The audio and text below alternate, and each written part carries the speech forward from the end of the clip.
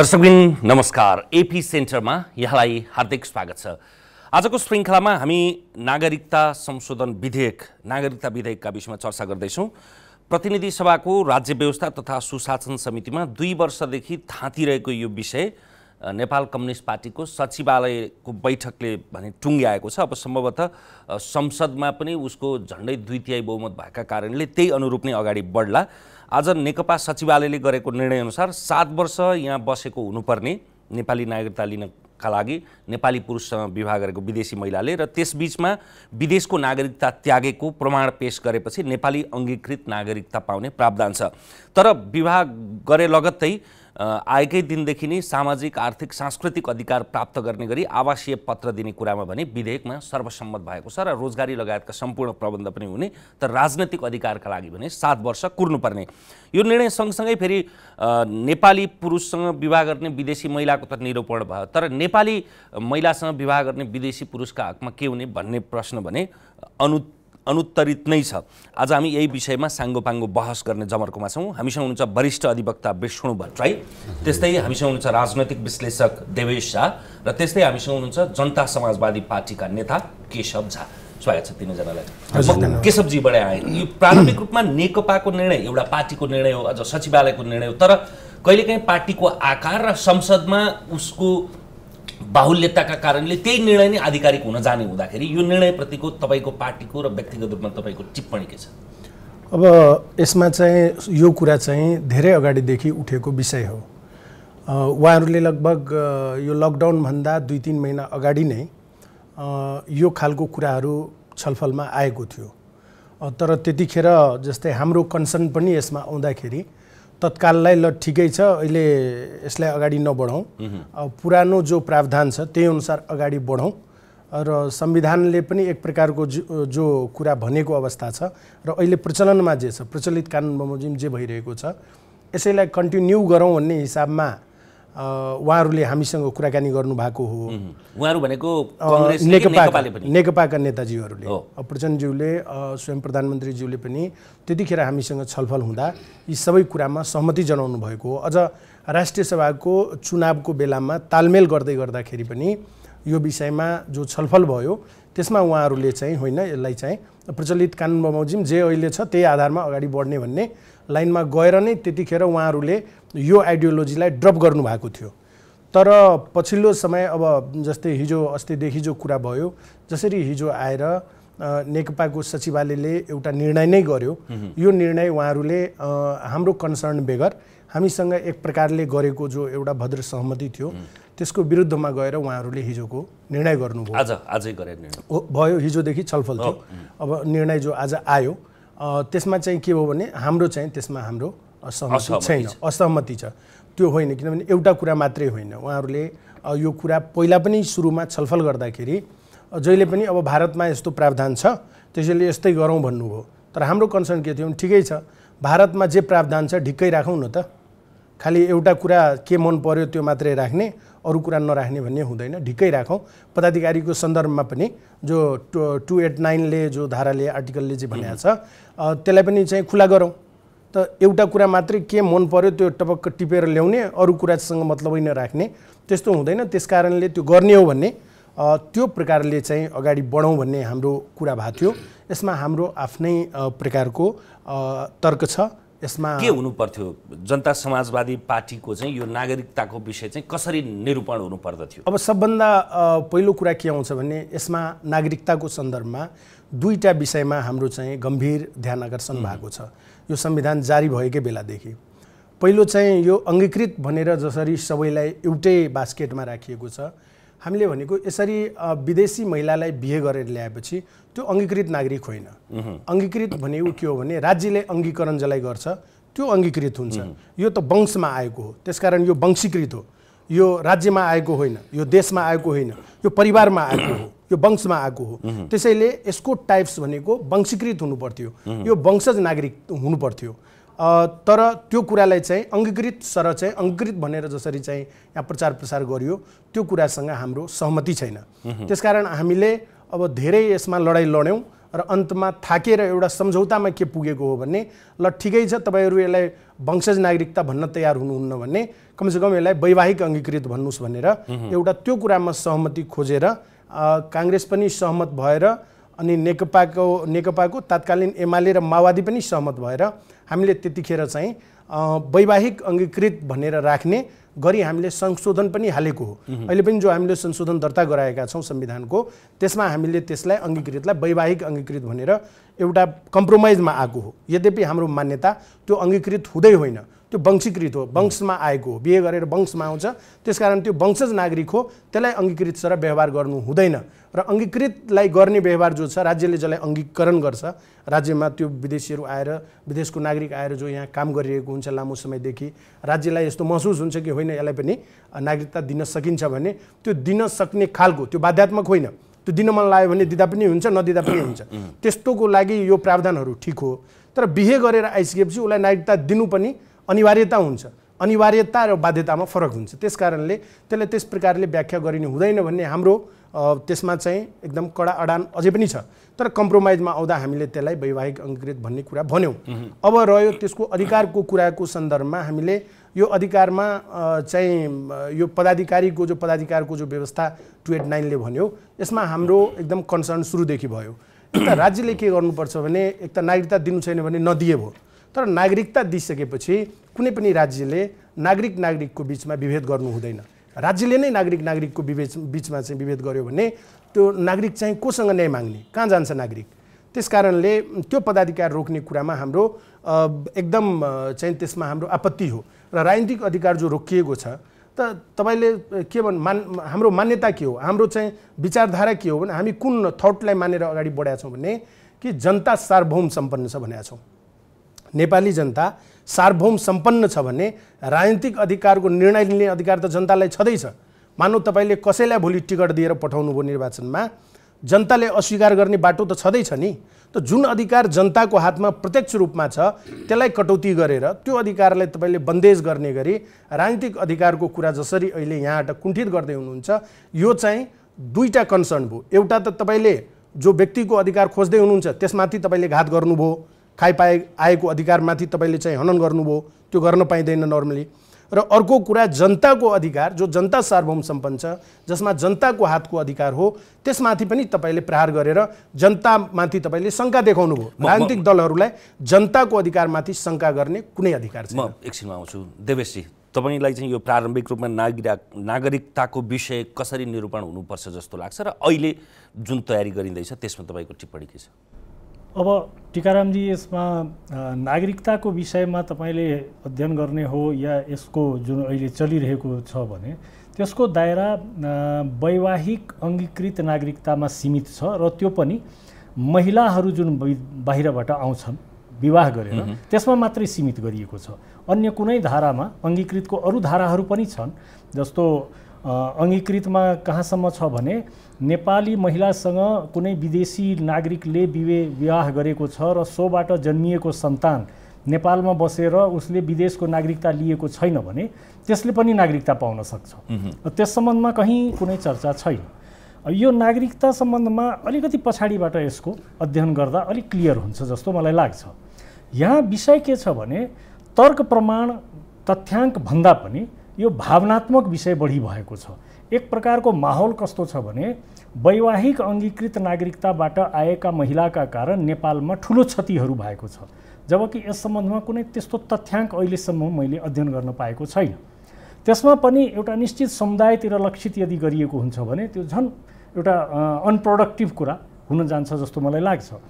अहिले जुन निर्णय गरिएको छ यो 7 वर्षे निर्णय, त्यो एकदम अनौठो छ भन्ने पनि होइन। भारतमा पनि लगभग यस्तै निर्णय छ, त्यो सबै देशमा यस्तै छ, अझ कठोर छ। अचम्म नै भइहाल्यो भन्ने त हुँदै होइन, त्यसमा धेरै लिनु पर्दैन।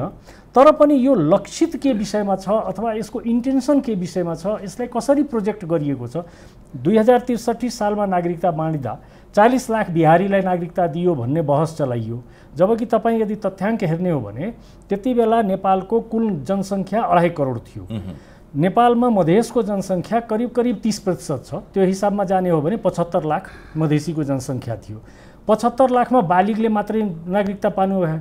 अब 40 लाख फेक नागरिकता थियो भने नागरिक कहाँबाट थिए त? कि 63 भन्दा कुनै कोही मधेसमा थिएनन् त? यो कस्तो प्रकारको तर्कहरू छन् यहाँ? त यो कुन प्रकारले देखिन्छ भने एक प्रकारको मानसिकताबाट यो गाइडेड भइहाल्छ। तथ्य र प्रमाणको आधारमा हामी यदि विश्लेषण गरेर अगाडि बढ्ने हो भने त्यो स्थिर हुन्छ, होइन भने मुसाको दुलोमाथि माटो लगाएर टाँसिने अनि त्यसले चाहिँ गरिदियो इलाज भने जस्तै हुन्छ। 2020 साल फागुन 16 गते लालमोहर लागेर नागरिकता कानुन प्रवेश गरेको छ, त्यहाँबाट नागरिकताको सुरुवात भएको छ। त्यति बेला अङ्गीकृतको हकमा के भनिएको छ भने नेपाली उत्पत्तिलाई 2 वर्ष नेपालमा बसोबास गरेको भए अन्यको हकमा 12 वर्ष। अब नेपाली उत्पत्तिको अहिलेसम्म कुनै परिभाषा र व्याख्या छैन। हु इज नेपाली उत्पत्ति त्यो गरियो। यसलाई 5औं संशोधन 48 सालमा आएर गर्दा के चेन्ज गरिएको छ भने सबैको हकमा बराबर 15 वर्ष गरिदियो, 15 वर्ष बस्नै पर्ने अनि मात्रै अङ्गीकृत नागरिकता पाउने पहिलो कुरो।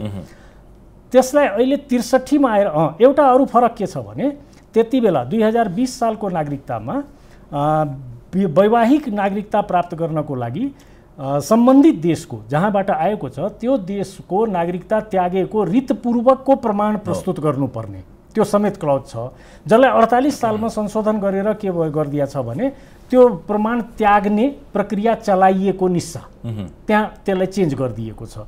63 मा त्यसलाई कन्टिन्यू गरेको छ, त्यसबाट अरू खास फरक छैन। अहिले आएर त्यसलाई सुधार गर्न खोजिएको देखिन्छ। सुधार गर्न खोज्नु अन्यथा होइन, तर सुधार गर्नु खोज्नुको कारण जुन देखाइरहेछ त्यसले एउटा अनावश्यक माहौल पैदा गरिरहेको अवस्था देख्छु म। विष्णुजी धन्यवाद। पहिलो कुरा त के हो भने नागरिकता भनेको बनाउने कुरा होइन, नागरिक हुने हो। त्यो नागरिकलाई राज्यले सर्टिफाई गरेर नागरिकताको प्रमाणपत्र दिने कुरा हो। र यो अहिले संसारको उदाहरण अथवा हामी भारत अथवा बेलायत जुनसुकै चाहिँ नागरिकता जस्तो विषय राज्यको सम्प्रभुतासँग प्रत्यक्ष सम्बन्ध हुने विषयलाई तपाईले Bharat Bangladesh Pakistan this and that यहाँ के छ त्यहाँ के छ भनेर भन्ने कुरै होइन, प्रश्नै होइन। अन्तर्राष्ट्रिय नजिर उदाहरण होइन। एकछिन अलिकति धैर्यताको लागि। यसै कारणले गर्दाखेरि भारतको सम्प्रभुताको रक्षाको कुरा अमेरिका अथवा मालदिप्स अब यो जे छन्, अब यो पाकिस्तान, मालदिप्स, भुटान, भारत, श्रीलङ्का, बङ्गलादेश 12 वर्ष 7 वर्ष जे छन्, त्यो देशको आफ्नो राष्ट्रिय आवश्यकताको प्रश्न हो। त्यसकारण भारतमा के छ भन्ने इन्फरेन्सेस हेर्ने बेग्लै कुरा हो। अब हामी कुरा गर्ने हो भने त भारतको जम्मा जनसङ्ख्याको कुरा गर्ने हो भने बिहार एक्लैमा 9,90,20,000 जनसङ्ख्या रहेछ। हाम्रो देशमा हामी 3 करोड पनि 2,91,36,000 यो जनसङ्ख्याको हिसाब रहेछ। अहिले वैवाहिक हिसाबले एकछिनलाई मान्नुहोस्, सबै नेपालको लोग्ने मान्छेहरूले भारतबाट वैवाहिक बिहा गरेर दुलै लिएर आउने र सबै नेपालका मान्छेहरूले चाहिँ यदि नेपाली चेलीहरू भारतमा बिहा गरेर जाने हो भनेदेखि अहिले जुन प्रकारको अहिले देवेशजीले भने जस्तो तराईमा बस्ने हाम्रो जे जति % 30% मान्छेहरू आदि इत्यादि जे छन् भन्ने हो, नेपालको त 3 गुणाभन्दा बढी बिहा गरेर उता जाँदाखेरि पनि अङ्गीकृतले राज्य सत्तामा कुनै भूमिका हुँदैन। तर उताबाट आएको जे जति नागरिकहरू हुन्छन् र त्यो उहाँहरूलाई राजनीतिक अधिकार सहितको तपाईँले वैवाहिक अङ्गीकृत नागरिकता दिनुभयो भने अघि उहाँले भने जस्तो अब यो देशमा प्रधानमन्त्री हुन, सेनापति हुनको लागि त वंशजको नागरिक हुनु पर्यो होइन। अब चाहिँ अङ्गीकृत नागरिकहरूले नै मतदान गरेर वंशजको नागरिकहरू चाहिँ सबैजना निर्वाचनमा पराजित हुने अवस्था आयो भने यो देशको प्रधानमन्त्रीको हुने आदि इत्यादि के हुने भन्ने प्रश्न हुन्छ। यसै कारणले गर्दाखेरि तपाईले अहिले राजनीतिक अधिकार सहितको वैवाहिक अङ्गीकृत भन्नुहोस् अथवा अङ्गीकृत भन्नुहोस् जे भन्नुहोस् त्यो कुरा गर्न र अरू सम्पूर्ण कुरा अधिकार दिने र राजनीतिक अधिकार नदिने, राजनीतिक अधिकारलाई अहिले चाहिँ 12 वर्ष 7 वर्ष 15 वर्ष चाहिँ स्थगन गर्ने भन्ने कुरा हो भने अहिलेको भरे नै तपाईँलाई पोलिटिकल राइट किन चाहियो? किनभनेदेखि त्यसले गर्दा एकछिनलाई मान्नुहोस्, तपाईँको चाहिँ 2 जना छोरा छ, एउटा पाकिस्तानमा बस्छ र पाकिस्तानतिर कसैमा आइएसमा भर्ना भयो, एउटा अमेरिकामा बस्छ र अमेरिकी सेनामा भर्ना भयो भने त्यो आइएस र अमेरिकी सेनाको बिचमा द्वन्द्व हुँदाखेरि त ती दाजुभाइ हुँदैनन् नि, शत्रु हुन्छन्। यसकारणले गर्दाखेरि अङ्गीकृत नागरिकको हिसाबले त्यत्रो ठुलो छिमेकी देश भारतको व्यवस्थालाई हेर्दाखेरि, होइन भने त भुटान, बङ्गलादेश, मालदिप्सले, अझ मालदिप्समा त मुस्लिम पनि हुनुपर्ने रहेछ, अर्को नागरिक पनि, अर्को धर्मावलम्बी पनि नहुने रहेछ भने यसले गर्दाखेरि अहिले मलाई लाग्छ यो वैवाहिक अङ्गीकृत नागरिकताको लागि र भुटानमा त 12 वर्ष पैदा भएर तर त्यो नारीले बच्चा पैदा गरेको हुनुपर्ने रहेछ। अङ्गीकृत वैवाहिक नागरिक तपाईँले प्राप्त गर्नुभयो, भोलि त्यो मैले भारतबाट बिहा गरेर ल्याएको चेलीले मसँग सम्बन्ध विच्छेद गरिन् भने उनको स्ट्याटस के हुन्छ? फेरि तैँले चाहिँ सम्बन्ध विच्छेद गरिस् अब त नागरिक होइनस् भन्ने कि? यस कारणले गर्दाखेरि तपाईँले 7 वर्ष 12 वर्ष एउटा कट अफ इयर राखेर राजनीतिक अधिकार दिने एउटा कुरा हो, होइन भनेदेखि अरू सम्पूर्ण कुराहरू मुलुकको गतिविधि, सेवा, सुरक्षा, कमाउ, जग्गा, धनी, पूर्जा, खानपिन, आउ जाउ, नोकरी सम्पूर्ण कुरा प्रदान गर्दाखेरि के फरक पर्छ र? केशवजी अब के हुन्छ भने यहाँ एउटा थाउटको कुरा भयो के, उहाँले अझै पनि अङ्गीकृतको जस्तै उहाँले अहिले व्याख्या गर्नुभयो, अङ्गीकृतमा हाम्रो केही भन्नु छैन, हाम्रो यो परिभाषै गलत हो भनिरहेका छौँ। तपाईँले यो कुरालाई ध्यान दिनुपर्छ कि अङ्गीकृतको परिभाषा के हो, केलाई अङ्गीकृत भनिन्छ, डिफिनिसन के हो। त अहिले जसरी प्रश्नहरू उठेको छ नि, एउटा सामान्य थाउटलाई के बुझ्नुपर्छ भन्ने कि एउटा व्यक्ति जसलाई तपाईँले आफ्नो परिवारमा ल्याउनु भयो, बिहे गरेर ल्याउनु भयो, तपाईँको वंशको हिस्सा बनाउनु भयो, वंशको हिस्सा बनिसकेपछि त्यो तपाईँको परिवारको मालिक बन्यो। परिवार बनेर त समाज बन्छ नि। जो व्यक्ति हाम्रो एउटा सानो युनिट परिवारको मालिक बन्न सक्छ ऊ देशको मालिक किन बन्न सक्दैन? फेरि अर्को कुरो उहाँले भर्खरै उठाउनु भयो कि अहिलेसम्म त यो प्रावधान त थिएन, यो प्रावधान थिएन तर अहिलेसम्म त्यो प्रकारको नागरिकता यहाँ छ। त्यो नागरिकबाट यो हाम्रो मुलुकलाई कहाँ कहिले के क्षति भयो र अहिलेसम्म त सार्वभौम जनताले ती व्यक्तिहरूलाई त अहिले तपाईँले रोक्नै खोजेको ठाउँहरूमा त उस्तै पनि पुगेको छैन। त लेखेरै कानुनमा तपाईँले चाहिँ किन विभेद गरेको? राज्यले कहीँ नागरिकसँग विभेद गरेको दुनियाँमा कहीँ देख्नु भएको छ? हामीले फेरि उदाहरण दिँदाखेरि एउटा कुरा, उहाँको एउटा के कुरासँग म सहमत छु भन्ने कि उहाँले जे कुरा भन्नुभयो कि सबै देशको आफ्नो परिस्थिति हुन्छ, त हाम्रो देशको पनि आफ्नो परिस्थिति छ। हामी आफ्नो परिस्थितिको हिसाबले सोचौँ र हाम्रो परिस्थितिको हिसाबले कहाँ के खतरा भयो त? तपाईँले आज जुन प्रावधान ल्याउँदै हुनुहुन्छ यो प्रावधान ल्याउनको कारण चाहिँ के हो? यो ल्याउँदाखेरि चाहिँ कहाँ के क्षति भयो मुलुकलाई? कहाँ सुरक्षा थ्रेट भयो कि? त्यसले चाहिँ कहाँ के असर गरिदियो कि? त्यसले के असर गर्यो? यसले असर गर्यो भन्ने कुरा तपाईँले गर्नुहुन्छ भने यो देशमा चाहिँ अब यो कुरा कहाँसँग जोडिन्छ भने यो संस्कृतिमाथि प्रहार हो। यो चाहिँ सांस्कृतिक प्रहार हो। यसलाई यसरी बुझौँ, यो चाहिँ मधेसी समुदायको उता आफ्नो संस्कृति बिहेबारी भन्ने कुरा मान्छेले आफ्नै कल्चर आफ्नै जात खोजेर गर्छन्। अझै पनि सबै ठाउँमा मागी बिहा हुने कुराहरूमा झापादेखि कञ्चनपुरको मात्रै समस्या होइन, होइन उता ताप्लेजुङ, मैले त्यही भन्दैछु। पाँचथरदेखि लिएर दार्चुला, बैतडी, डडेलधुराको पनि कुरा विषय हो। भनेको मधेसी, जनजाति, थारू सबै यो कम्युनिटीसँग बढी रूपमा चाहिँ जोडिएको विषय हो। थारूहरूको पनि पारी बिहा हुने, मधेसीहरूको पनि पारी बिहाबारी हुने र जनजातिहरूको पनि हुने। त यो चाहिँ यो देशमा जो उत्पीडनमा परेका जाति छ त्यसलाई टार्गेट गरेर यहाँको जो नस्लीय चिन्तनबाट ग्रसित त्यो उद्धार हुन सकिरहेको छैन। यो चाहिँ जसरी पनि यो खाइपाइ आएको यो सबै समुदायको जो भाग खोसेर खाइरहेको जो मानसिकता छ नि त्यसैलाई निरन्तरता दिने यो एउटा कडी मात्रै हो। विष्णुजी एउटा कुरा चाहिँ म निवेदन गरौँ, परमानन्द झाजी यो देशको सर्वोच्च अदालतको न्यायाधीश हुनुभयो। यो देशमा उहाँले सर्वोच्चको न्यायाधीश भएर अथवा धेरै उच्च अदालतदेखि नै आउनुभयो र उहाँले उपराष्ट्रपति भएपछि मलाई नेपाली भाषा आउँदैन, म हिन्दीमा शपथ ग्रहण गर्छु भन्नुभयो। यो एउटा उदाहरण, यो प्रश्नै छ, जगजाहेरकै कुरा छ। तर अहिले मैले चाहिँ सुरुमा प्रश्न राखेको कुरा के हो भने शादी बिहा हुनु नहुनु, नाता सम्बन्ध गाँसिनु नगाँसिनुले त्यसले राष्ट्रियतालाई तत्काल निर्धारण गर्ने होइन। तपाईँ ठिक छ 10 वर्ष 12 वर्ष ठिक छ यहाँ बस्नु होला अथवा अरू सम्पूर्ण राइट इन्टरटेन गर्नु होला अथवा तपाईँ सन्ततिको तपाईँले पाएको छोराछोरी पनि त भोलि गर्दा गर्दै जन्मसिद्ध र वंशजको नागरिक हुन सक्ने अवस्था हुन्छ।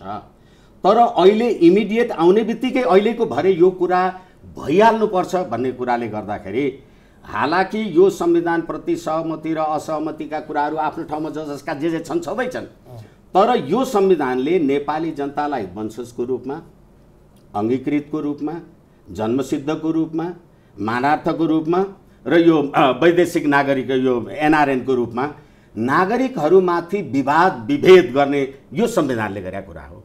यसै कारणले गर्दाखेरि मैले सुरुमै भने देशको नागरिकता निर्धारण गर्ने कुरामा दुनियाँको उदाहरण ल्याएर हुँदैन। तपाईको देशको आफ्नो आवश्यकता वाञ्छनीयता जे कुरा छ त्यसलाई निर्धारण गर्नका लागि ठिक छ तपाईँ अहिले वैवाहिक नागरिक भएर आउनुभयो र 7 वर्ष पछाडि तपाईँले नागरिकता अथवा राजनीतिक अधिकार सहितको चाहिँ यो पाउनुभयो भने राजनीतिक अधिकार पाउनुभयो भने अहिले तपाईँलाई अहिलेको भए इमिडिएट यो राजनीतिक अधिकार सबै अघि मैले भारतको बिहारको जनसङ्ख्याको कुरा गरेँ त्यसले गर्दाखेरि त यो देशको वंशजको जन्मसिद्धको नागरिकको हैसियत चाहिँ त्यतिखेर के हुन्छ फेरि कुरा हुँदैन यहाँ हुँदैन। एकछिन म भन्छु यसमा के हुन्छ भने यो एउटा माइन्ड सेट हो क्या यो एउटा माइन्ड सेट हो यो एकदम परिकल्पना गर्ने ठुलो कल्पना गरिदिने अनि कुरा केही नहुने। मेरो प्रश्न के हो भने हामी चाहिँ तर्कको कुरा नगरौँ तथ्य मलाई देखाउनुहोस् एउटा तथ्य देखाउनुहोस् जसमा चाहिँ जसलाई अहिले हामी चाहिँ रिस्ट्रिक्ट गर्न गइरहेका छौँ त्यो समुदायबाट त्यसरी आएको महिलाबाट बहुचर्चित नमुना उदाहरण सरिता गिरिजी नै हुनुहुन्छ नि वैवाहिक अङ्गीकृतका रूपमा। होइन सुन्नुस् न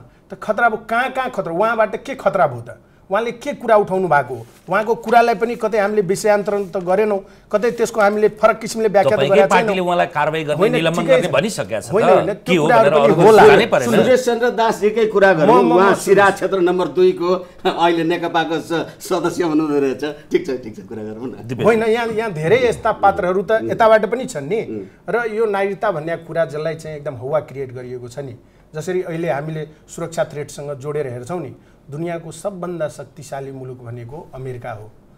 अमेरिकालाई सबभन्दा बढी सुरक्षा थ्रेट छ। अमेरिका जस्तो मुलुकमा 1982 मा युरोपबाट एकजना माइग्रेट अल्बर्ट भने गए र ऊ चाहिँ बिल क्लिन्टनको गभर्मेन्टमा फरेन मिनिस्टर थिए। त्यस्तो चाहिँ दुनियाँको सबभन्दा शक्तिशाली मुलुकलाई अमेरिकाको प्रसङ्ग बेग्लै हो त्यो मेल्टिङ पोट जस्तो देश हो। 50,000 हरेक सालमा अमेरिकाले नयाँ नागरिकता लिएन भने अब 30 वर्षमा अहिलेको भन्दा 50% जनसङ्ख्या घट्छ। कुराको विषयान्तरण नगरौँ के मेरो भनाइ के हो भने आज जसरी हामीले नागरिकतालाई इस्यु बनाउँदैछौँ नि आखिर तपाईँ यदि विज्ञानलाई टेक्नुभयो भने यो जो नागरिकताको कुरा गरिरहेका छौँ यो मुलुकमा त कोही न कोही कुनै न कुनै समयमा आएकै छन्। यहाँको धरतीबाटै उम्रेर त कोही निस्किया छैन।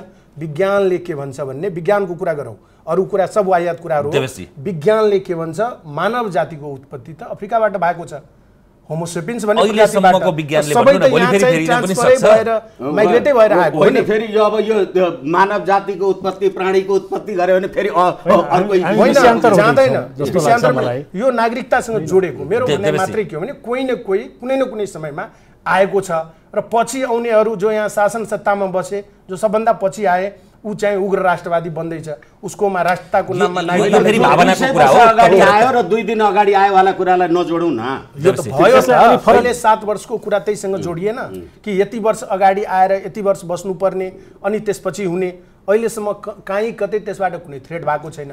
सवाल मात्रै के हो भने परिभाषा पनि सच्याउनु पर्यो अधिकारमा पनि तपाईले नागरिक बीचमा विभेद गर्नु हुँदैन भन्ने मात्रै मान्यता। परिस्थितिको फरक छ। मुख्य कुरा के हो भने परिस्थितिको बुझाइमा फरक छ।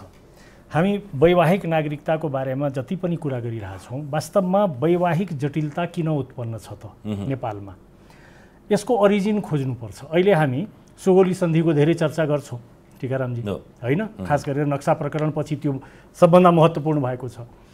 ग्रेटर नेपालको बहस छ। वास्तविकता के थियो भने 1816 मा सुगौली सन्धि हुने बेलामा अक्टर लोनीले एउटा कलम लिएर एउटा रेखा कोर्यो। तपाईँ कल्पना गर्न सक्नुहुन्छ निसन्देह त्यति बेला अमिन लगाएर नापी गरेर त्यो फिता लगाएर पक्कै पनि त्यो नक्सा नकोरेको होला। त्यो उसले सोझै कोरिदियो। उसले त्यो नक्सा त्यो रेखा कोर्नुभन्दा पहिले मिथिला समाज थियो अवधको समाज थियो त्यस्तै पूर्व सिक्किमसम्मको एउटा समाज थियो पश्चिममा कुमाउँ गढवाललाई लिएर एउटा समाज थियो। त्यो समाज थियो नेपाल र भारतभन्दा पनि त्यो आफ्नो समाजहरू थियो। हाम्रो अहिले पनि वैवाहिक सम्बन्ध त्यही समाजमा भइरहेको छ। आजको मितिमा पनि तमिलनाडु तेलङ्गाना या गुजरातबाट नेपाल कोही आइरहेको छैन। कहाँबाट आउँछ भने मिथिलाबाट आउँछ कि अवधबाट आउँछ त्यस्तै कुमाउँ गढवालबाट आउँछ कि सिक्किम आसामबाट आउँछ। त्यो एउटै समाज भएको कारणले वैवाहिक सम्बन्ध त समाजको कारणले भइरहेछ। अब अहिले हामीलाई गाह्रो के हुन गयो भने जस्तो अब उहाँको विष्णुजीको प्रश्न के उठ्यो भने कि बिहारकै यति जनसङ्ख्या छ कि यदि बिहारको महिलाहरूको विवाह स्वतन्त्र ढङ्गले अधिकारसहित यहाँ दिइदियो भने यहाँ त वितण्डै होला। उहाँको तर्क एक हिसाबमा अन्यथा भन्न मिल्दैन। तर त्यसमा एउटा कुरा के देख्नुपर्छ भने केही कुराको मिसइन्फर्मेसन बहुत बेसी छ। जस्तो 1950 को सन्धिको बारेमा 1950 को सन्धिमा के भन्छ भने नेपालीहरूले भारतमा व्यवसाय धन सम्पत्ति सबै जोड्न पाउने, भारतीयहरूले नेपालमा व्यवसाय धन सम्पत्ति जोड्न पाउने त्यो सन्धिमा छ। तर त्यसपछि लेटर अफ एक्सचेन्ज मार्फत भारतमा त्यो भारतीयहरूले नेपालमा गर्न नपाउने त्यो व्यवस्था गरिएको छ। अब यो हामीले नेपालीले पाउँदैनन् अहिले पछिल्लो समय त त्यो अपडेट भयो होला। हामीले वैवाहिक अङ्गीकृत नागरिकतामा 7 वर्षको लागि कानुन लगाइदियौँ भने बिहारका सबै महिला रोकिहाल्छन्, कोही यहाँ आउँदैनन् भन्ने पनि होइन। अनि 7 वर्षको खुक्लो गरिदियो भने सारा बिहारका महिलाहरू आफ्नो देश छोडेर नेपालमै आएर बिहे गरिहाल्छन्, नेपालको राज्य सत्ता कब्जा गर्नकै लागि भन्ने पनि होइन। अब यो मैले त्यसैले सुरुमै राखेँ कि हामी इमोसनली कुनै पनि कुरा गर्नुभन्दा पहिले त्यसलाई तथ्यगत आधारमा विश्लेषण गरेर यदि निरूपण गर्छौँ भने त्यो दिगो हुन्छ, त्यो स्थिर हुन्छ, त्यसमा स्थिरता हुन्छ, स्थायित्व हुन्छ। यहाँ कस्तो हुन्छ जे कुरामा पनि तथ्याङ्कको सङ्कलन थोरै हुन्छ, त्यसको विश्लेषण लगभग हुँदैन। अब आजै मैले तपाईले पनि सम्भवतः त्यहीँबाट प्राप्त गर्नुभएछ, नारायण काजीजीले सचिवालय बैठकको बारेमा जानकारी गराउनु भएछ पत्रकारहरूमा, मैले पनि त्यही देखेको छु। उहाँले फ्ल्याटली खाली के भन्नुभएको छ भने यस्तो यस्तो निर्णय भयो, त्यो निर्णयको कारणबारे उहाँले कुनै प्रकाश पार्नु भएको छैन, त्यसैले त्यो बारेमा भन्न सकिँदैन। अब त्यसमा विदेशी महिलाको हकमा मात्रै किन बोले होला, विदेशी पुरुषको हकमा बोल्नु पर्दा के हुन्थ्यो? अथवा विदेशी पुरुष आएमा तख्तापलट हुँदैन, विदेशी महिला मात्र आएमा तख्तापलट हुन्छ कि? विदेशी पुरुषका लागि चाहिँ तत्काल विशेष गरी नेकपाकै महिला सांसदहरूले दिनुपर्ने भन्ने प्रावधानलाई तत्काललाई चाहिँ त्यसलाई अस्वीकृत गरेको भन्ने छ। त्यसबाट त हुँदैन नि, यो त एकरूपता भएन। कुनै दलको सांसदको कारणले समग्र राष्ट्रिय निर्णय त कसरी हुन सक्छ? यो राष्ट्रिय निर्णय हो। आजको मितिमा नेकपाको बहुमत छ, लगभग 2/3 होला आजको मितिमा। त्यो टेक्निकली हो, माओवादीसँग एकता गरेर उहाँहरूले बहुमत प्राप्त गर्नुभएको छ। त्यति बेला उहाँको एजेन्डामा यी कुराहरू राखिएको थिएन, हामी सत्तामा आएपछि यी गर्नेवाला छौँ। भोलि अर्को सरकारले अथवा यही सरकारले गरेको निर्णय अन्यमा पनि लागू हुन्छ। भोलि यो पार्टीको बहुमत रहेन भने के गर्ने त? फेरि फेर्ने? विष्णुजी र फेरि अर्को कुरा चाहिँ के हो भने नि हामी अहिले अङ्गीकृतको कुरा गरिराखेका छौँ र विवाह भन्ने कुरा महिला र पुरुषको बिचमा हुने हो र यो के अरे इलाम पशुपतिनगर अथवा उत्तर दक्षिण पूर्व पश्चिमवाला प्रश्न होइन, एउटा सैद्धान्तिक अवधारणामा हामी चाहिँ राख्नु पर्यो र कहिलेकाहीँ रेजिड्युरी पावर भन्छौँ नि हामी, अवशिष्ट अधिकार भन्ने कुरा। यसै कारणले गर्दाखेरि यो अहिले बनाएको ऐन कानुन अथवा बन्ने कानुन संविधान अहिलेसम्मको परिस्थितिलाई हेरेर र भोलिको परिस्थिति अहिले जे भिजुअलाइज गर्न सकियो त्यसलाई हेरेर म्यानेज गर्ने हो। यसै कारणले गर्दा यो कुनै एउटा निश्चित वर्ग, क्षेत्र, सम्प्रदायको लागि होइन र नेपालको अघि हाम्रो देवेशजीले भने जस्तो त हामीले नेपाल भारत सन्धिको दफा 1 अथवा दफा 5 कै कुरा गर्दाखेरि पनि यी जे जस्ता हिजोका व्यवस्था बन्दोबस्त थिए होला, त्यसैले समयको परिस्थिति सँगसँगै राष्ट्रिय आवश्यकता र वाञ्छनीयताहरू आफ्नो ठाउँमा आवश्यक बन्दै गए। त्यसैले गर्दा अहिले यो विवाद हुनु पर्यो, किनभने यो विवाद 15 वर्ष अगाडि त उठेको थिएन, 12 वर्ष अगाडि त उठेको थिएन। यसैले गर्दाखेरि केशवजीले सोधेको नि तपाईलाई थप पूरक पनि वैवाहिक अङ्गीकृत का कारणले नेपालमा तपाईले भने जस्तो सार्वभौम सत्ता यसमा के चाहिँ असर एकछिन मैले त्यसैले तपाईलाई अघि रेजिड्युरी पावरको बारेमा कुरा गरेँ। अहिले यो पुग्यो यो पुगेन भन्ने होइन, हामी भिजुअलाइज गरौँ न, लेट्स थिङ्क, लेट्स थट। यो कुरा जस्तो कि अस्ति हाम्रो आदित्यनाथजीले भन्नुभयो तपाईहरुले चाहिँ यो तिब्बतको कुरालाई चाहिँ स्मरण गर्नुपर्छ भनेर।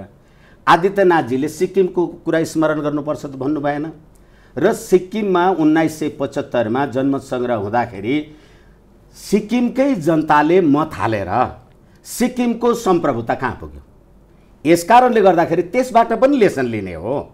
यसै कारणले 7 वर्षको त्यो बेरियर राख्ने बित्तिकै होइन आजको भोलि नै भयो भने चाहिँ हामी सबै कुरा ठिक हुन्छ, तिमीले 7 वर्षको बेरियर राख्यौ भने त हामी केही पनि मान्दैनौँ भन्ने यो कुरा मलाई लाग्छ this is not rational. Keshavji अब यसमा के हुन्छ भनेपछि नि दुईटा कुरा छ के, मैले एकदम मानसिकता देखिरहेको छु यसमा। तपाईले तर्क जति गरे नि हुन्छ, तर्कको कुनै सीमा छैन। म एउटा तर्क गरौँला, एकछिन तपाईँलाई राम्रो लाग्ला, त्योभन्दा राम्रो तर्क तपाईँले गर्दा मेरो तर्क तल पर्छ, तर तथ्य फेरिँदैन, तथ्यमा जानुपर्छ। यहाँ मानसिकताको समस्या छ, माइन्डसेट गरिएको छ। मानसिकताको कुरा पनि त तपाईँको भावनासँग जोडिएको कुरा हो। त्यही भन्दैछु मैले। तथ्यले कसरी प्रभावित यहाँले हुन्छ? भर्खरै अघि नै सोधिदिनु हो नि, मैले भने नि कहाँनिर असर पर्यो, फ्याट्टै यहाँले सरिता गिरीको कुरा उठाइदिनु भयो, तर त्यहाँ पनि रेसिजम प्रश्न गरिदिनु भयो यहाँले। त्यहाँ पनि कुरा यदि सरिताजीको यो प्रकरण नभए यति बेला नेकपाले अहिले टुङ्ग्याउँदैन थियो। 2 वर्षदेखि त राज्य व्यवस्था समितिमा छ नि। मैले अर्को कुरा भन्दैछु, सरिता गिरीको कुरा त उठाइदिनु भयो, तर सुजाता कोइरालाले बारम्बार चाहिँ त्यो भारतकै भूमि हो, भारतलाई जानुपर्छ भन्दा यहाँ प्रश्न बन्दैन के, मेरो भनाइ त्यहाँनिर छ। अब त्यो बन्दैन। अब सुन्नुहोस्, अब कुरा कहाँनिर हुन्छ भने आज जसरी हामी यो एङ्गलबाट यसलाई हेर्दैछौँ नि, त यो बिहेबारीको कुरा जो हुन्छ नि, त मान्छेले त सबै उहाँले भन्नुभयो समाजकै आधारमा हुन्छ। पहिला हाम्रै यहाँ राजाहरूले कहाँ बिहे गर्थे, अर्कै राज्यको राजकुमारीसँग बिहे गर्थे नि। अहिलेकै पनि होइन, म भन्दैछु जो राजा जसलाई हामीले यो भन्छौँ, यो देशको यो भौगोलिक एकीकरण जसले गरे, तिनका सखा सन्तानलाई यो देशको माया थिएन, चिन्ता थिएन, यो देशको चाहिँ सुरक्षाको चिन्ता थिएन। उनीहरूले बिहे गरेर बाहिरबाट लिएर आउँदा यहाँ महारानी बनाउँदाखेरि कहिले चाहिँ त्यो नागरिकताको प्रश्न उठाएनन्। त यहाँ माइन्ड कहाँनिर सेट हो भने हामी कुन मानसिकताबाट ग्रसित छौँ है। एउटा कुरा हेर्नुहोस्, यहाँ दुईटा कुरा छ क्या। एउटा कुरा के छ भने यो देशमा जब राजा महेन्द्रले दार्जिलिङबाट, सिक्किमबाट, देहरादुनबाट, बर्माबाट हजारौँको सङ्ख्यामा नागरिक ल्याएर नेपाली भाषीलाई यहाँ बसाउँदा त्यहाँनिर देशमा खतरा हुँदैन। यहाँ चाहिँ सबैले आफ्नो बालबच्चा जम्मै अमेरिकाको कसरी ग्रिन कार्ड पाउने, अस्ट्रेलियाको पिआर कसरी पाउने, त विदेशीलाई तछार मछार गरेर लाइन लाग्नेहरूको मानसिकताप्रति यहाँ कहिले प्रश्न उठ्दैन।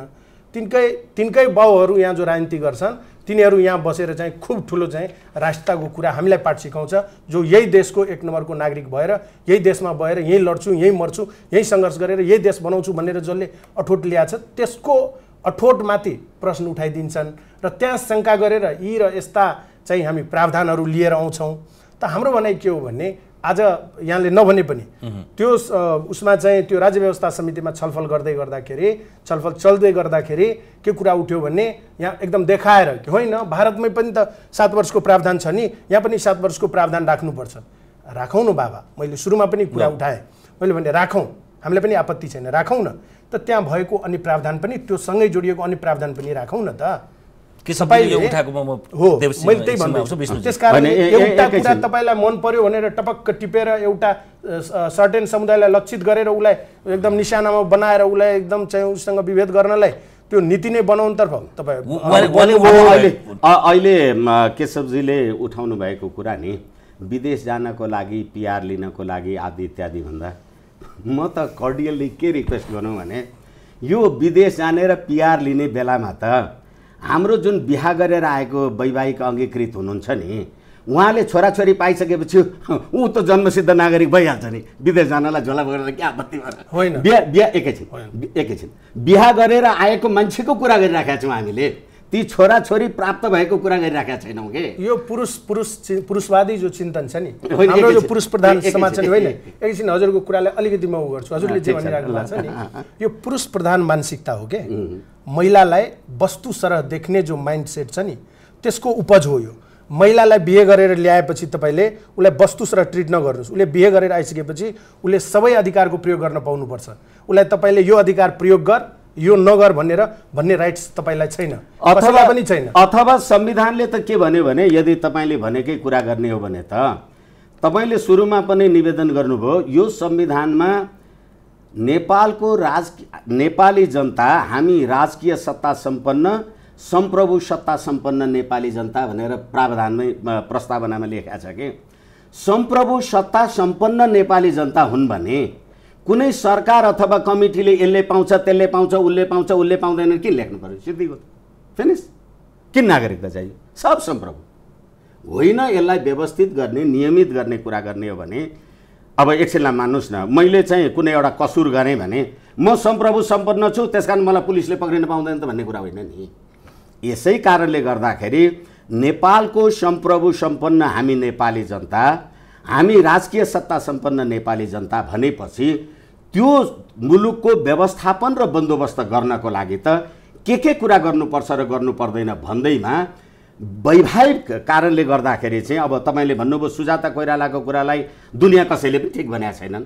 हालाकि अहिले सरिता गिरिजीले भनेको कुरा त्यसो त उसमै कुरा गर्ने हो भने गङ्गा चौधरीजीले पार्लियामेन्टमा चाहिँ यो सरिता गिरिजीले भनेको कुरालाई जसरी रिटालिएट गर्यो होला अरू कुनै मान्छेहरूले त त्यसरी गरेन नि। तर यसको मतलब मान्नुहोस् न, एउटा चाहिँ लड्डु तपाईँले पनि खानुभयो मैले पनि खाएँ, म चाहिँ बोल्न जान्ने रहेछु तपाईँ चाहिँ जान्ने हुनुहुँदो रहेछ भने ओ यो त गुलियो रहेछ भन्ने भने लाटाका लागि चाहिँ गुलियो नहुने त होइन नि। यस कारणले गर्दाखेरि प्रश्न के हो भने यो विदेश जाने विदेश आउने प्रश्न होइन। प्रश्न के भने तपाईँ वैवाहिक रूपबाट पुरुषको रूप एकछिनलाई मान्नुहोस् न, हामी नर नारी समानताको कुरा गरिराखेका छौँ। स्वास्नी मान्छेलाई अहिलेको भरे चाहियो अथवा स्वास्नी मान्छेलाई 7 वर्षको लागि चाहियो, लोग्ने मान्छेको लागि 15 वर्ष किन चाहियो त? त्यो पनि त जस्टिफिकेसन चाहियो नि। यसै कारणले गर्दाखेरि के हो भने नेपालको राजकीय सत्ता र सम्प्रभु सत्ताको संरक्षणको निमित्त यो प्रश्न तपाईँ चाहिँ 10 वर्ष 12 वर्ष 7 वर्ष 8 वर्ष नेपालमा वैवाहिक सम्बन्ध कायम गरेर बस्नु भएको छ, तपाईँ सम्बन्ध विच्छेद गरेर भोलि फर्केर जानुभयो नागरिकता यहाँ बुझाएर जानुहुन्छ। यसै कारणले गर्दाखेरि यो अझ यो भुटानमा भए जस्तो बच्चा पनि पैदा हुनुपर्छ भन्ने जस्तो कुरालाई त्यसलाई पनि त हेर्न सकिन्छ। यसैले उदाहरण एक ठाउँको मात्रै नलिउँ र फेरि पनि म भन्छु उदाहरण संसारकै लिउँ, तर निर्णय चाहिँ हाम्रो सम्प्रभु सत्ताको आधारले गरौँ। मैले सुरुदेखि नै कुरा राखेको छु, यो कति वर्षको ग्याप त्यति ठुलो कुरो होइन, त्यसबाट पृथ्वी पल्टिन्छ जस्तो मलाई लाग्दैन। मुख्य कुरा के भइरहेको छ भने यो पनि अन्तिम हुनेवाला छैन। तपाईँ हेर्दै जानुहोस्, 2020मा बनियो नागरिकता कानुन, त्यस अनुसारले बाँडिएको नागरिकता लिने आरोपित भए, दिने कहिले पनि आरोपित भएन। त्यसपछि त्यो कानुनलाई 5 पटक संशोधन गरेर 48मा आउँदासम्म 5 पटक संशोधन भएछ त्यो कानुन। अहिले हामी नयाँ नागरिकता ऐन 2063लाई प्रयोग गरिरहेका छौँ, जसमा अहिले संशोधन गर्ने प्रक्रिया चलिरहेको छ। मेरो खाली भनाइ के छ भने जे इन्टेन्सन देखाउँछ नि यसको पछाडि जुन तर्क दिइन्छ त्यो गलत हो। तर्क गलत छ। कुन कारणले संशोधन गरिने तर्क दिइन्छ त्यो गलत भइरहेको छ। कुनै पनि कानुनको निर्माण गर्दा तथ्याङ्कको आधारमा विश्लेषण हुनुपर्छ, पहिलो कुरो। दोस्रो कुरो, कानुन निर्माण भइसकेपछि त्यो कानुन जारी गरेर त्यसबाट लाभान्वित व्यक्ति आरोपित गर्नु मिलेन। नागरिकता बनाएर नागरिकता कानुन हामी बनाइसकेपछि त्यही नागरिकता कानुनको आधारमा नागरिकता बाँड्दा नागरिकता लिने अपराधी कायम भइहाल्छन्। नागरिकता दिनेमाथि कुनै चर्चा हुँदैन, लिनेहरू बिहारी घोषित भइहाल्छन् सोझै। अब यो त बडा विचित्र छ। नागरिकता कानुन तपाईँ आफै बनाउनुहुन्छ, इम्प्लिमेन्ट आफै गर्नुहुन्छ, तपाईँका आफ्ना प्रशासकहरू त्यहाँ बसेर बाँडिन्छ। कुनै सिडिओलाई कठालो समातेर कसैले नागरिकता लिइहाल्छ भन्ने कुरो त छैन, त्यो त सम्भव छैन होइन। तथ्य प्रमाणको आधारमा लिन्छ। अब त्यसमा कहीँ न कहीँ मिस हुँदैनन् भन्ने कुरा छैन। त्यो अब पर्टिकुलर कुनै समुदायमा हुन्छ जस्तो छैन, पहाडमा पनि भएको छ, त्यो बराबर छ, एकनास नै सबै ठाउँमा छ। मेरो भनाइ के भने हामी अहिले पनि यो नागरिकता विधेयकलाई संशोधन जुन गरिरहेका छौँ, भोलि पनि गर्नु पर्ला। म विष्णुजीको कुरासँग सहमत छु कि प्राप्त विवरणको आधारमा र वर्तमान परिस्थितिलाई मूल्याङ्कन गरेर भविष्यको सम्भावनाले हेरेर गर्ने हो। कुरो सही हो, हामी आजको लागि मात्रै गर्न सक्छौँ, आउने पुस्ताले आफ्नो तरिकाले डिफाइन फेरि गर्ला नै। तर त्यो गर्नु पछाडि पनि तथ्याङ्क त उपलब्ध गराउनु पर्यो। अहिले वैवाहिक अङ्गीकृत नागरिकतालाई 7 वर्षपछि राजनीतिक अधिकार दिँदा के बचिरहेछ जुन अहिले खतरामा गइसक्यो, जे खतरामा छ त्यसलाई त्यो प्रश्नलाई उल्ट्याएर हेरेर नि म केशवजीलाई अहिले भएको प्रावधानमा विवाह गरे लगत्तै उताको नागरिकता भनेको जुनसुकै देशको, फेरि यहाँ त भारतसँग बढी विवाही सम्बन्ध भएकाले त्यो मानसिकता हामी कहाँ छ, यो त विदेशी भन्ने न हो, यो भारत भन्ने त कुरै होइन। त्यसैले 7 वर्षको प्रावधानले त्यसले राजनैतिक अधिकार भनेको मतदान गर्न पाउने र उम्मेदवार उठ्न पाउने नपाउने यी कुरा बाहेक त तपाईँ लोकसेवा पनि लड्न पाउने, सरकारी जागिरे पनि हुन पाउने, के अरे शैक्षिक गतिविधिदेखि लिएर सम्पत्ति खरिद बिक्री केहीमा पनि असर नगर्ने, फगत मतदान दिन नपाउने र राजनीतिक रूपमा उठ्न पाउने कि नपाउने, त्यो नहुँदा चाहिँ के असर गर्छ त? ल हुँदा के छ भन्ने त छ, तर उल्ट्याएर हेरौँ न त, त्यो 7 वर्षसम्म नहुँदा चाहिँ के बिग्रिन्छ त? हो त्यही हो। जस्तै मैले सुरुमा के भने मैले फर्स्टमै यो कुरा उठान गरेको थिएँ कि नागरिकको बिचमा विभेद गर्न पाउँदैन राज्यले। पहिलो एउटा थट्सको कुरा गरौँ, विचारधाराको कुरा गरौँ, एउटा मान्यताको कुरा गरौँ। त्यसै पनि तपाईले नागरिकको बिचमा पहिलो कुरा विभेद गर्न पाउनु भएन। त्यो ठिक हो, तर विवाह भन्ने संरचना, विशुद्ध सामाजिक संरचना त हुँदै हो। सँगसँगै यो त अब एउटा करारको सम्बन्धका कारणले त्यो नागरिकता पनि हुन्छ, त्यो नागरिकको कहाँ जन्मियो भन्ने पनि हुन्छ। त्यसैले कुन देशमा जन्मियो भन्ने कुराको तीनै फरक परिगयो नि। होइन, विवाह र राष्ट्रियता फरक विषय हो। सुन्नुहोस्, विवाह र राष्ट्रियता भन्ने कुरा जो अहिले फरक पार्न खोजिएको छ नि, सबै कुरा कुनै न कुनै रूपमा कहीँ न कहीँ गएर त ठोकिन्छ। जब अधिकारको कुरा आउँछ अनि गएर राष्ट्रियतासँग त ठोकिन्छ। अहिले आएर तपाईँले बिहेबारी गरेर आइसकेपछि त्यसपछि त उसको राष्ट्रियता पनि यही हुन्छ, राष्ट्रियता पनि यही एक्सेप्ट गरेको हुन्छ। उसले चाहिँ आफ्नो राष्ट्रको लागि न त्यहाँ उसले राजनीतिक अधिकार प्रयोग गर्न पाएको छ, न तपाईँले सांस्कृतिक रूपमा उसले कुनै कुरा त्यहाँको मान्न पाएको छ। उसले त सबै कुरा यहाँको कुरामा त के असर गर्छ? होइन, गर्छ। जस्तै कि कल्चरली के हुन्छ भने हाम्रो परम्परागत जो हाम्रो मान्यताहरू छ, जस्तै हाम्रो परिवारमा बिहेबारी भइसकेपछि ऊ बिहे गरेर आएपछि उसको माइतीमा कसैलाई केही भयो भने, कोही मर्यो, मर्दा पर्दा के भयो, 3 दिन मात्रै बार्नुपर्छ। यहाँ चाहिँ उसले 13 दिन बाहिर हुन्छ।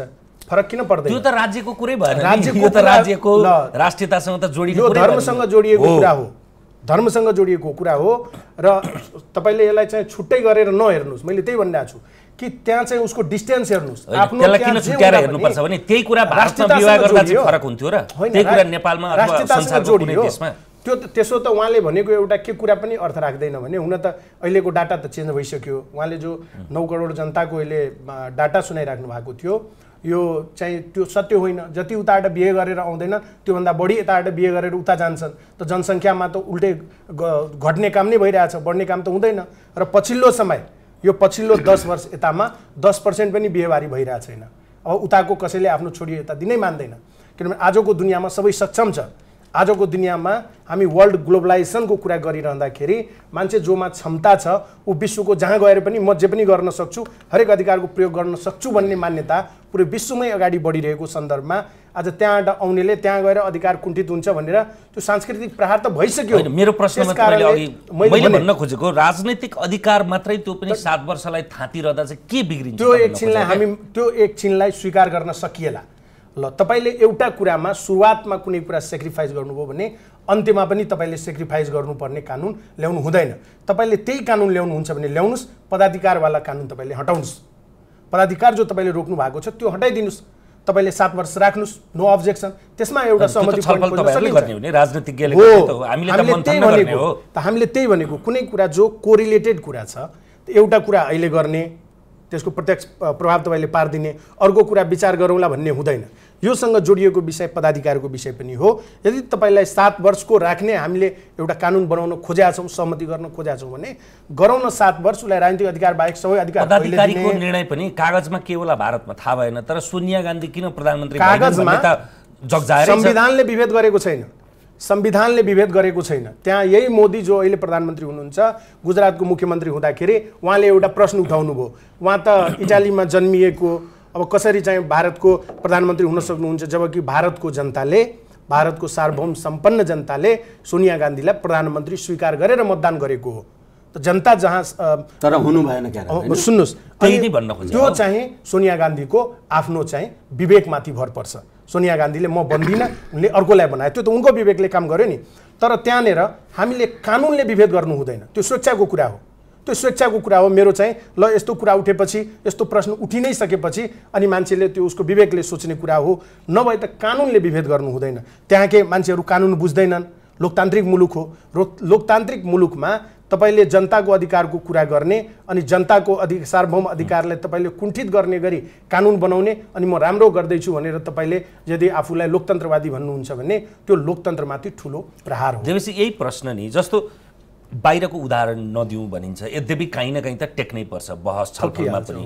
दक्षिण एसियाको सबभन्दा नरम कानुन भएको देशहरूमा विशेष गरी भारत र नेपाल भनौँ, अरू देशमा त एकदमै रिजिड छ, त्यसमा पनि भारतमा पनि 7 वर्षको प्रावधान छ, कतिमा 12, कतिमा 16, कतिमा 15 वर्ष, कतिमा 11 वर्ष। त्यो गर्दा चाहिँ के बिग्रिन्छ त? तपाईँले अहिलेको प्रश्न पनि जायज हो, तर त्यो गर्दा चाहिँ के बिग्रिन्छ त? थोरै क्लियर गर्न खोज्छु म। सोनिया गान्धीको प्रश्न उठाइदिनु भयो तपाईँले, त्यसैले डाक्टर सुब्रमण्यम स्वामीले पत्र लेख्नु भएको रहेछ त्यति बेला भारतको राष्ट्रपतिलाई कि सोनिया गान्धीले आफ्नो देशको नागरिकता नत्यागेकोले भारतको संविधान बमोजिम प्रधानमन्त्री नियुक्त गर्न पाइँदैन। जुन दिन उहाँको पत्र राष्ट्रपतिलाई प्राप्त भयो त्यही दिन बेलुका 5 बजे सोनिया गान्धीको एपोइन्टमेन्ट थियो र सोनिया गान्धीले पार्टीबाट निर्णय गरेर आफ्नो दाबी प्रस्तुत गर्ने कुरो थियो। तर 3 बजेमा डाक्टर सुब्रमण्यम स्वामीलाई अब्दुल कलाम आजाद त्यति बेला राष्ट्रपति हुनुहुन्थ्यो, उहाँले बोलाउनु भयो राष्ट्रपति भवनमा र त्यो सारा तथ्याङ्क उहाँले लिनुभयो। सुब्रमण्यम स्वामी लयर पनि हो, उहाँले सारा डकुमेन्ट त्यहाँ प्रस्तुत गर्नुभयो र त्यसपछि 5 बजे साँझको मिटिङ जुन थियो त्यो क्यान्सल गरियो, राष्ट्रपति भवनद्वारा त्यो मिटिङ क्यान्सल गरियो र अप्रत्यक्ष रूपमा उहाँलाई के हिन्ट्स दियो भने तपाईँको यसरी मिल्दैन, त्यसैले अन्य व्यवस्थातिर लाग्नुहोस्। त्यो अन्य कुरा होइन, त्यो बन्न नखोजेको चाहिँ होइन, बन्न खोजेकै हो, त्यो कानुनन मिलेन। अब रह्यो यहाँ अहिले जुन तपाईँले उठान गर्नुभयो कुरो, मेरो त्यसमा कुनै रिजर्भेसन छैन। मेरो प्रश्न जुन छ, मेरो प्रश्न के छ भने हामी तथ्याङ्कको विश्लेषण गरेर कानुन निर्माण गरौँ। जस्तो अहिले पनि मेरो मूल प्रश्नको आधार के छ भने हामी 2020मा एउटा कानुन बनायौँ, आफैले बनाएको कानुनलाई अस्वीकार गर्यौँ, आफैले बनाएको कानुन बमोजिम दिएको बाँडिएको नागरिकता प्राप्त गर्नेहरूलाई आरोपित गर्यौँ। त्यो गलत हो। त्यो त राज्यले गरायो नि, त्यो त व्यक्तिको मानसिकताको कुरा हो नि। म अहिले त्यही भन्दैछु, राज्य त व्यक्तिबाटै त राज्यको निर्माण हुन्छ। राज्य के पृथक हो? राज्यको हो, व्यक्तिको प्रोजेक्सन त राज्य हो। कसुर एक्लै हुँदैन, दुईटै कसुरदार हुन्छन् भन्ने कुरा हो। राज्य भनेको कसुरदारलाई कारबाही त गर्नु पर्यो। राज्य भनेको पब्लिकको प्रोजेक्सन, पब्लिकको मत जम्मा भएको ठाउँ राज्य। राज्य अहिले के गरिरहेछ? तपाईँले सुरुमै उठान गर्नुभयो सरितागिरीको कारणले यो माहौल बन्यो होइन। राज्य त एक्ट कसरी गरिरहेछ त? राज्य पृथक हुँदैन, राज्य प्रोजेक्ट गरिरहेछ। त्यही हो यहाँ अहिले पनि तपाईँ हेर्ने हो भने एउटा मानसिकता के डिराइभ गरेको छ, एउटा मानसिकता स्थापित गराइदिएको छ कि यो जति मधेसीहरू छन् सब बिहारबाट आइदिया छन् र नागरिकता लिइदिया छन्। यो सिडिओको कठालो समातेर नागरिकता लिएको छु, म वंशज नागरिक हुँ, नेपालका धेरै व्यक्तिहरूभन्दा मेरा पुर्खा धेरै पुराना होला, कतिजना मभन्दा पछि आएका छन् यहाँ, अनि यस प्रकारको आरोप लगाउन मिल्छ त? मेरो रिजर्भेसन 7 वर्ष पहिले नागरिकता दियो भने के हुन्छ अथवा 7 वर्षपछि नागरिकता दियो भने पृथ्वी पल्टिन्छ, त्यसले खासै फरक पारिरहेको छैन। फरक के विषयमा पारिरहेछ भने हामी यसलाई जस्टिफाई गरिरहेको छैनौँ, मेरो भनाइ त्यो छ। तर म चाहिँ अघि मैले सिक्किमको कुरा भने, पृथ्वी पल्टिन्छ, सम्प्रभुता पल्टिएपछि पृथ्वी पनि पल्टिन्छ। सिक्किममा तपाईँ पुरा प्रश्न नै गरिरहेको छु, तपाईँको कुरालाई म सुन्ने चाहिँ एकछिन चुप लाग्नु न। अनि त्यस कारणले मैले के भनिराखेको छु भनेदेखि राजकीय सत्ता र सम्प्रभु सत्ताको कुरा हामी गरिराखेका छौँ भने त्यसैले गर्दा तपाईँले भनेको कुरासँग त्यो जसले नागरिकता पायो होला, पाउने चाहिँ कसुरदार, दिने माथि चाहिँ कार्यवाही भएन भन्ने जे कुरा छ, यो वास्तवमा राज्यले गर्नुपर्ने आफ्नो दायित्व कर्तव्य निर्वाहको बारेमा। जस्तै हाम्रो यो नागरिकता ऐनमै यसको दफा 14ले नै गैर कानुनी रूपले नागरिकता लिएको रहेछ भने नेपाल सरकारले खारेज गर्न सक्छ भन्ने व्यवस्था गरेका छ। तर दिने मान्छेलाई पनि कारबाही गर्नुपर्छ, यो कुरा आफ्नो ठाउँमा ठिक छ। तर के हो भनेदेखि पाउनेले पाउनु हुँदैन भने उसले यसै आफै त बनाएको होइन नि, डुप्लिकेट त गरे होइन नि। दिनेले दियो भने दुईटैलाई कारबाही गर्नुहोस्। तर के हो भनेदेखि अहिलेको भरे अब रोटी बेटी अथवा उताबाट मात्रै होइन नि, अस्ति माइतीघर मण्डलामा यो प्रदर्शन हुँदाखेरि चाहिँ एउटा नेपाली नागरिकसँग बिहा गरेको इटालीको मान्छे पनि रहेछ भने त त्यो 7 जना विदेशीहरू समात्दा त उसलाई पनि समात्यो। यस कारणले बिहा गरेको कुरामा सिमाना जोडिएको मात्रै कुरा बिहा गरेको कुरा होइन। बिहा गर्ने कुरामा लोग्ने मान्छेसँग स्वास्नी मान्छेले बिहा गर्ने हो, लोग्ने मान्छे चाहिँ नेपालका मात्रै हुन्छन्, अनि बाहिर नेपाली नागरिकले चाहिँ बाहिरको लोग्ने मान्छेसँग बिहा गर्दैन भन्ने प्रश्न होइन। दुईटै कुरा हो भनेपछि वैवाहिक कुराको बारेमा हामीले कुनै न कुनै रूपको बेरियर राख्ने कुरा, जसरी अहिले सोनिया गान्धीजीको प्रश्नलाई उठाइयो होला, हेरियो होला। यस कारणले गर्दाखेरि तपाईँ जब ए बाबा अहिले हाम्रो चाहिँ सांस्कृतिक कुरा गर्ने हो भने त त्यो दुला दुलै बिहा गर्दाखेरि त पानी ग्रहण गर्ने भनेर बुढी औँठा समाउने गरेर जिन्दगीभरि म तेरो साथ दिन्छु भनेको छ। अब अहिले त पश्चिमा संस्कृतिले गर्दा त होइन हामी त बिहा गरेको 12 वर्ष भयो ह्याप्पी 12 इयर्स भनेर, किनभने उहाँ त वर्ष दिनमा सम्बन्ध विच्छेद हुन्छ नि। त्यसैले यो सांस्कृतिक कुरा भन्दा पनि यो विशुद्ध राष्ट्रिय सम्प्रभुताको प्रश्न हो। यसैले गर्दा अहिले बिहा गरेको कुरा जसरी थाहा हुन्छ, बाजागाजा बजाएर हामी जसरी बिहा गर्छौँ, सम्बन्ध विच्छेद हो भने त बिहा बाजागाजा गरेर त हुन सक्दैन। यस कारणले गर्दा एउटा मान्छेले एउटै मात्रै बिहा गर्छ, त्यो पनि छैन, दुईटा पनि गरे हुन सक्ला। अनि त्यो बिहा गरे मान्छे भोलि सम्बन्ध विच्छेद गरेर उतै गएको पनि हुन सक्ला। यस कारणले गर्दाखेरि त्यो स्थायित्व, त्यो निरन्तरताका लागि तपाईले यो टाइम पिरियड, टाइम बाउन्ड धेरै राख्नुभयो भने के फरक पर्छ भन्ने मात्रै कुरा। अब टुङ्ग्याउनेमा म तिनैजनासँग आउँछु। यो विषय कसरी निरूपण हुन्छ हुनुपर्छ केशवजीबाट छोटोमा? अब यसमा हाम्रो भनाइ अझै पनि के हो भने यो मान्य हुँदैन। अहिले जे गर्न खोजिँदैछ यो मान्य हुँदैन, यो एक्सेप्ट गर्न सकिँदैन। किनभने एउटा कुरा त 2-3वटा कुरा त जस्टिफाई गर्नुपर्छ। तपाईँले खाइपाई आएको अधिकार चाहिँ किन कटौती गर्नुभयो, पहिलो कुरा।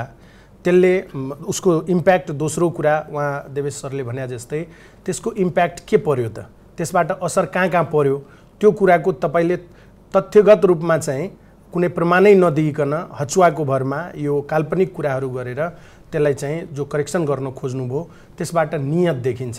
त्यो एउटा नियतका साथ, माइन्डसेटका साथ जो तपाईँले नीति निर्माण गर्दै हुनुहुन्छ त्यसले चाहिँ असर पारिरहेको छ। तेस्रो चाहिँ नागरिकको बिचमा विभेद गर्न पाइँदैन।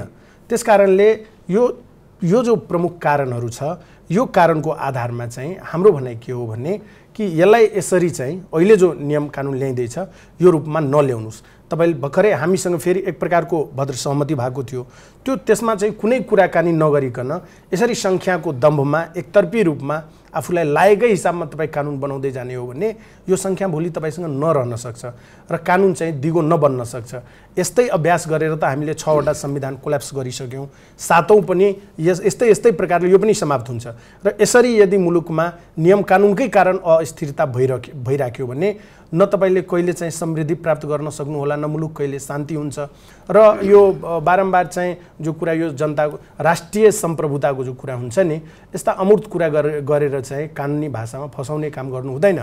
जब अमूर्त कुरा गर्नु हुँदैन, व्यक्ति एउटा नागरिकले उभो गर्ने, नागरिकको आधारमा पो कानुन बन्नुपर्छ त। हाम्रो नागरिकलाई के आवश्यक छ त्यो पो कानुन बन्नुपर्छ त। नागरिकलाई के कुराले असर गरिरहेको छ त्यो पो कानुन हुनुपर्छ त। जनताको लागि कानुन बन्नुपर्छ। जनतालाई बाधक बनाए, जनतालाई बाधा हुने खालको कानुन बन्यो भने त्यो जनताको लागि मान्य हुनेवाला छैन। मेरो भनाइ फेरि उही हो, स्पष्ट छ कि हामी भावनामा आएर, आवेगमा आएर कुनै पनि कानुनको निर्माण नगरौँ। कानुनको निर्माण पूर्णतः तथ्य र विश्लेषणको आधारमा हुनुपर्छ। हामीले त्यसलाई बोल्न सक्नुपर्छ, ड्राफ्टमा लेख्न सक्नुपर्छ। यो कारणले हामीले यो परिवर्तन गऱ्यौँ। यदि हामीले त्यो गरेनौँ भने त्यो फेरि अमूर्त हुन्छ, अपूर्ण हुन्छ, त्यसले फेरि परिणाम दिँदैन। हाम्रो लक्ष्य जे छ त्यो यदि पुग्नु छ भने त्यो लक्ष्य के कारणले हामीले तय गरिरहेछौँ, यही स्पेसिफाइड कारण भएकोले हामीले यो लक्ष्य लियौँ, त्यो डिफाइन गरेपछि मात्रै हामी आफ्नो ठाउँमा पुग्न सक्छौँ। नभए त हामी फेरि कानुन बनाउँछौँ र फेरि यो कानुनमा पुवाल भयो, फेरि यसलाई टाल्नुपर्छ, त्यसमै सीमित हुनेछौँ।